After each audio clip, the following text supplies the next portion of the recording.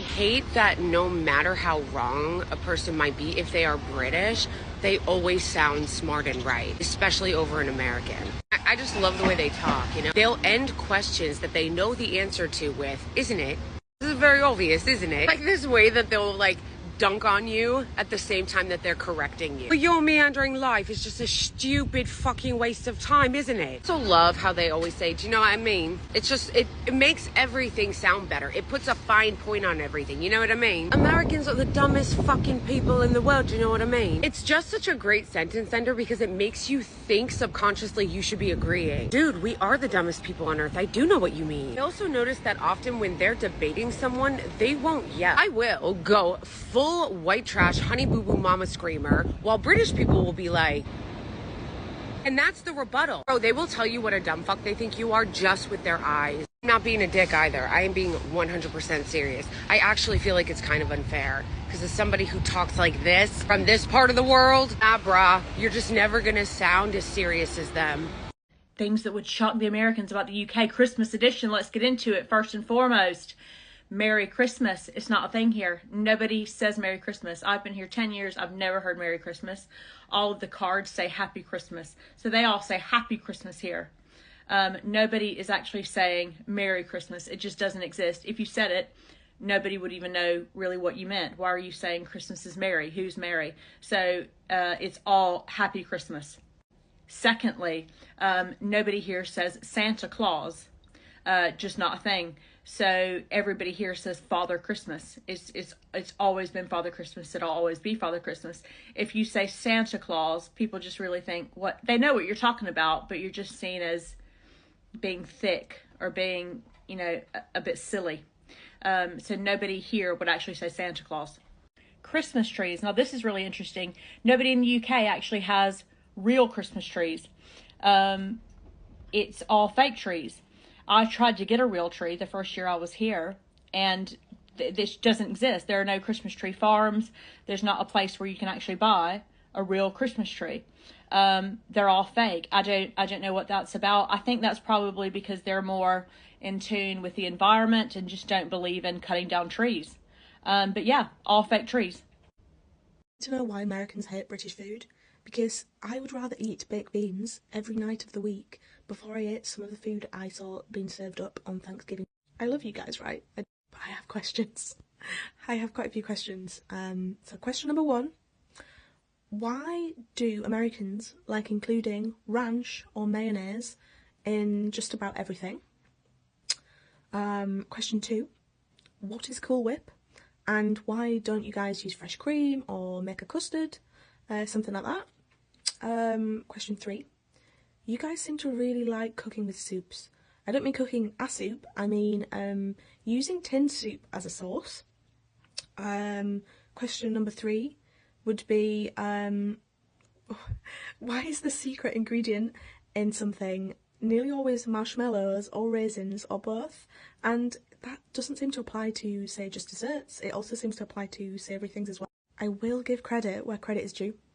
You guys, I don't like turkey, but you guys, the turkey looks good. I would eat. Although, to get the turkey to the table, there seems to be some crazy stuff going on, and I don't mean that kind of crazy. But yeah, the injecting it with butter and some of the brining techniques, I'm curious about. So was I on a bad side of American Thanksgiving TikTok, or?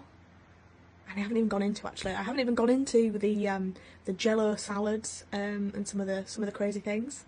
So yeah, was I on a bad side of Thanksgiving TikTok, or was I? Am I right? Am I on the ball with? I think the scary thing is we now have somebody who's the richest man in the world that is encouraging division and hate, has his own social media platform, which he uses as a mouthpiece. I'm just looking at this Guardian article here. He has posted more about UK race and immigration than about SpaceX. He's claimed that after the murder of teenager Henry Novak, he has claimed the UK is anti-white, and he's claimed that there's a civilizational decline in the UK. This is just horrendous stuff. He's paid Tommy Robinson's legal fees. He has reposted videos of Rupert Lowe. My goodness. He addressed the Unite the Kingdom rally, that was the far-right protest. This is horrendous. This is full-on. Apparently his posts have increased in the last 2 years. That's funny. A centre-left government has come in, and clearly he's on a mission to try and get them out. But he's not a UK citizen. He's never lived here. What is his deal? From Musk, we have seen a language of encouragement and legitimization. People who were in organizations that otherwise might have had a fringe status have suddenly acquired a status and legitimacy that makes it harder to discount their relevancy. So these disgusting ideas have now been brought to the forefront by the richest man in the world. We are living in very strange times. My goodness. Replies to Musk's posts after the Belfast knife attack contained 240 calls for violence. It also found that Musk's amplification and replies to Lowe and Robinson contributed 64 million views on their posts, more than they generated from their own followings.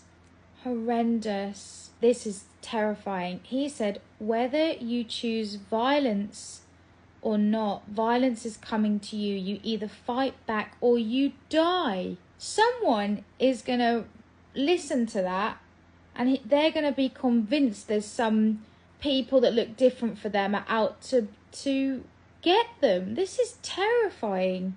Why do you think he's so invested in trying to stir up our politics? Are y'all bathing with this here? Putting it in the bathtub. Putting this into the bathtub and putting your body inside of the bathtub. You can't do that. I mop my floors with this. You cannot put Dettol next to your eyeballs or your vagina. You cannot put that in your vagina. Tell me this isn't true. I've seen this somewhere, but it's a person who's quite jokey as well, so I don't know if it's a joke. This is what I use to clean my bathtub in the drain. You cannot put your private parts in disinfectant antibacterial stuff like this. You can't bathe in that. Bathing in this would be the same as like bathing in that flash. Well, that. That's the same thing. You can't put your butthole in that. Sorry? Please tell me this isn't happening. That is disinfectant. No. The UK government, the innocent UK government, is considering banning X.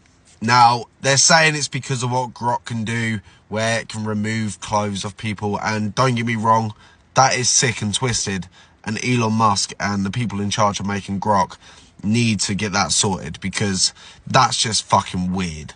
We shouldn't have that. However, the UK government are using that as a way of potentially banning X.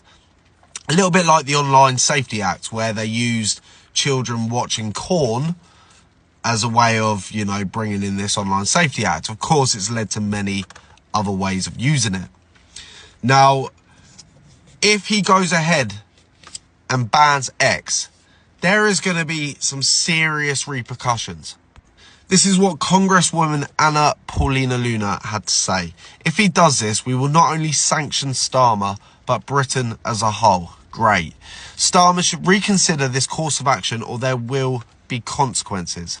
I mean, it'd be pretty mental if he does go ahead and try and ban X. This is the #1 app across the whole world for news. The whole world, every single country, the #1 news app is X. It's what I use to get my information. It's the reason we're all waking up, because it's the only and the first platform that has truly not censored people. I don't think it's perfect. There's a lot of things to be improved on, but if it wasn't for X, like, none of what we know wouldn't be out there in the real world. It just wouldn't.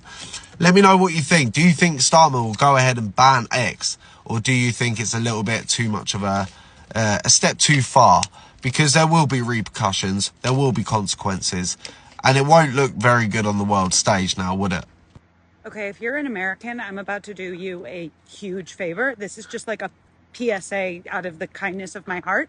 Okay, England, the United Kingdom, and Great Britain are not the same.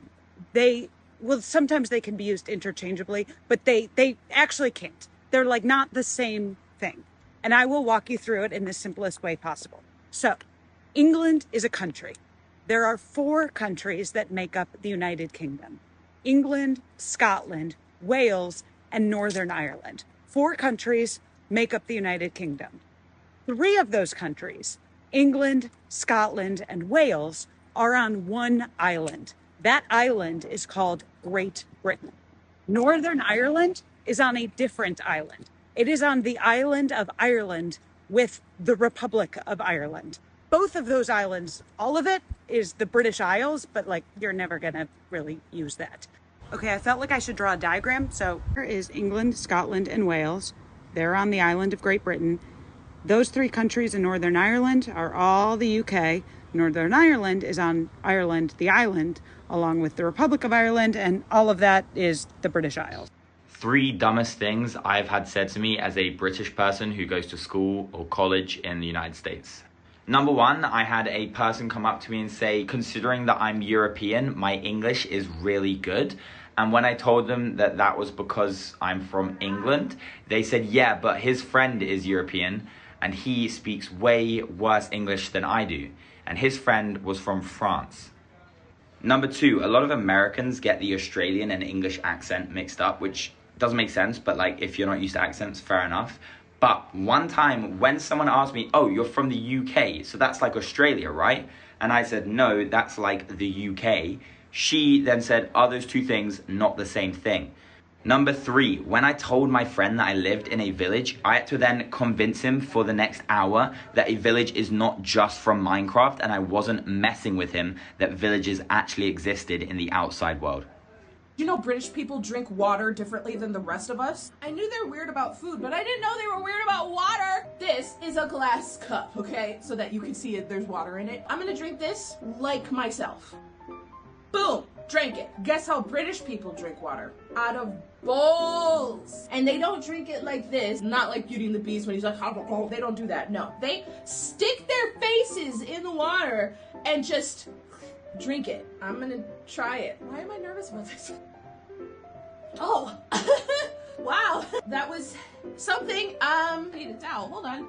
Oh, that got in my nose. But I found out they prefer to drink out of bowls because they want to submerge their entire face. Apparently they absorb it like a sponge. It rains all the time in England, so that makes sense. They need to remain wet. Without constant nourishment from water, either from rain or submerging themselves, they start to chip and crack, like their skin flakes away. Kind of looks like a lizard's skin, and that's where we got the story of reptilians.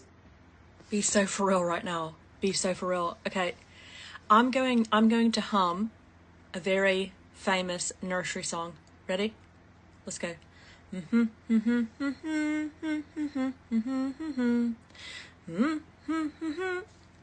Do we know? We're on the same page, right? Everybody knows what song. We're ready. The itsy bitsy spot. What did you say? Excuse me.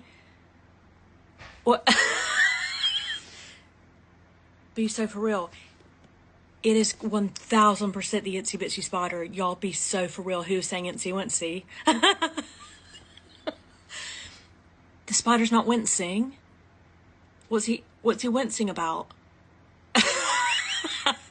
It's not. It's itsy bitsy.